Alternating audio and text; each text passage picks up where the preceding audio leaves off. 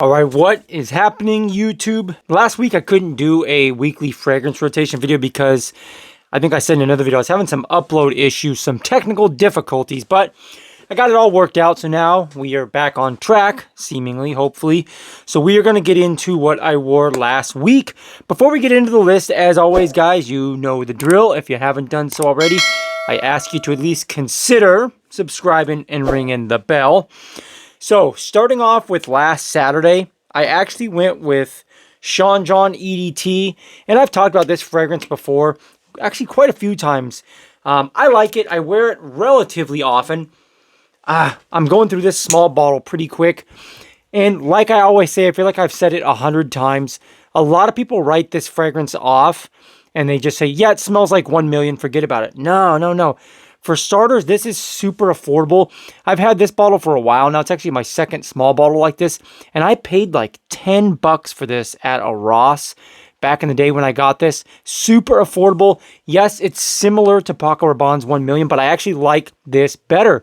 It's got way more of a fresh, spicy, and kind of warm spicy as well, maybe more so than 1 million, but it's got more of an amplified spiciness and maturity. I think it works better for like a daytime wear because 1 million on my skin is just super bubblegum, playful, nightclub, youthful. This one, not so much. This is more grown up to me, more well-rounded, and you know, some of the obnoxiousness of 1 million in some people's eyes is brought down, and the richness and the sharpness of some of those, like I said, fresh, spicy, and warm, spicy notes are amped up a little more in this one. I really enjoy it. I still don't think this gets the love it deserves. Check this one out if you haven't already. Super affordable, performs really well, and it's just damn good. Like I said, I like this more than 1 million. John EDT. All right, Sunday I went with Lotafas Creed Unlimited. I'm probably butchering that. I talked about this one recently. Unisex fragrance. Very, very nice. Like I said in the other video, I don't like this as much as the original Qued Alferson, or however that's pronounced. This one, definitely unisex, leans relatively feminine, but as it dries down, it's very, very nice. I think in the summertime, I'm going to enjoy this a lot more. White floral, has this like a powdery raspberry white floral scent to me. Very nice, kind of like a coconut, fragrance as well. I think when I reviewed this, I talked about the Azzaro Chrome Pure, the white bottle. That's what this reminds me of, with like a powdery raspberry. It is nice. I think a lot of guys will be on the fence with this one. I think some people are going to say it's too feminine, but some people like myself will enjoy it. It's good. If you don't have anything in your collection that's like this, I think it's a good one to reach for in the summertime. Like I said, powdery, raspberry, a little bit white floral, a little bit, you know, white musky kind of. Not bad stuff. Super affordable. So if you do blind buy it, it's not going to be the end of the world. I think it's like 20, 25 bucks, 30 bucks at the most. So look into this one. Check it out. It might be a good addition to your collection. All right, Monday, I went with a cheapie that I love, Curve Connect. And I need to get some more of these Curve fragrances because they're so cheap, and they usually smell pretty damn good. You know what this reminds me of? It kind of reminds me of like the old Squeeze It juices back in the day. You remember those?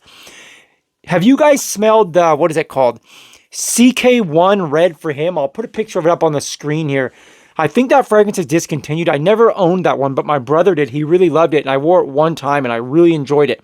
That's what this reminds me of. It's like a woody fragrance with nice vanilla.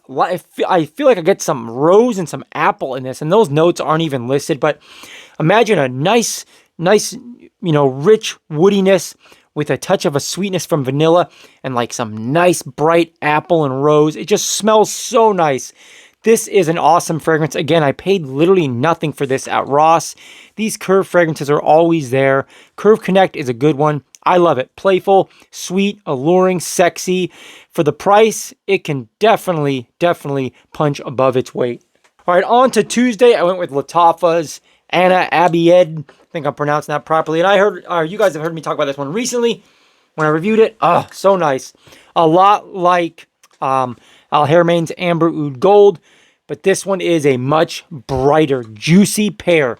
Very nice fragrance. The more I wear this, the more it grows on me. I'm really thankful for the recommendation for this one. It is a good fragrance. And like I said in that video, being that this is half the price of Al Harriman's Amber Oud Gold, I really feel like this is the way to go if you have never smelled that DNA, but you want it, or maybe if you have it and you want a backup bottle. I think this is the way to go, guys. It smells a lot like that one. Arguably better, more of a pear, instead of like that just fruit cocktail, you know, candy fruit smell, kind of pineapple smell. It's awesome. For the price, this is good. I don't want to push anybody, but I'm assuming this one will go up in price eventually. Nobody's really talking about it, but once some of the bigger YouTube channels do talk about stuff, it tends to blow up. This one's awesome. I love it. All right, Wednesday, I went with Calvin Klein Eternity Intense. I don't think I've ever talked about this stuff, but I love these little Eternity bottles. This is underrated. I'm going to call this one underrated, or at least underappreciated. Nobody really talks about this Eternity Intense. On my skin and to my nose, this is a damn good fragrance. Very, very woody and like a peppery rhubarb. Just this beautiful peppery rhubarb on top of woods with some lavender. Sexy, masculine. I think a little bit mysterious and alluring. Again, I paid next to nothing for this little bottle. A very good fragrance. If you don't own this one, it's always at the rack stores. Keep your eyes out for it. I'm assuming you're going to get it for a very good price. I've had this for so long, I don't remember, but I know I paid very little for this. Well under 30, if I remember correctly. It's good. This is probably my favorite one of the Eternity flankers. This Eternity Intense is just awesome. Like I said, very masculine, very sexy and alluring. Good for date nights. Some muskiness, some woodiness, and a peppery rhubarb with some lavender. Very sexy stuff. All right, on to Thursday. This one's a funny one because I actually didn't get a compliment, but I got a comment from a woman. I went with MercedesBenz Club, right? That's what this one's called. I always forget the names. The MercedesBenz Club. This one, very, very bright rhubarb and citrus and woodiness going on here. I haven't worn this one in a while, but I wore this on Thursday, like I said, and I was finishing a job, finishing a roof for an older gal, and I went to the door when we were done, and I was going to tell her, hey, we're all wrapped up, going to collect the money.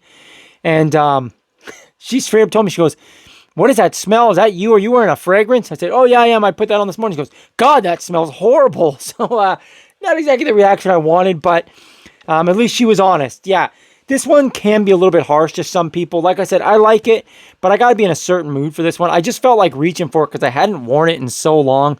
That comment kind of rubbed me the wrong way. I don't like getting negative comments from people, but also I wear whatever I like, so to hell with it. She was kind of grumpy. Maybe she was just mad because it was time to pay up and people don't like that, but got a negative comment, not a compliment. She didn't like it, but I don't know. Not everybody's going to like everything. And Friday, I went with a beautiful cheapie, Liz Claiborne's Mambo for Men. I love this stuff. I imagine a lot of you guys do too. Classic DNA. Smells, you know what, this sounds silly, but when I smell this, I just think of like late 90s, early 2000s R&B music. I have no idea why. That's what I envision. Very woody, very musky to my nose as well. Very good stuff. Like I said, kind of an old-fashioned, but not dated, classy, mysterious, masculine fragrance. I love this stuff. I said it in the review back when I did it, and I'll say it again. Very, very good for the price. This is another one you can almost always find at rack stores for next to nothing. It's good. Not everybody's wearing this. Old-fashioned, like I said, but not dated. So the good thing about this is you're not going to smell like everybody else. Most people that go to Ulta or go to Sephora or go to, you know, whatever store in the mall and get a fragrance, they're not going to run across this. It's not in the mall. It's not what's in rotation and mainstream right now. So maybe think about grabbing this one if you see it at the rack stores. I imagine it's under 20 bucks still to this day. Very good, guys. It's different, kind of old school, masculine, well put together fragrance. Check it out if you haven't already.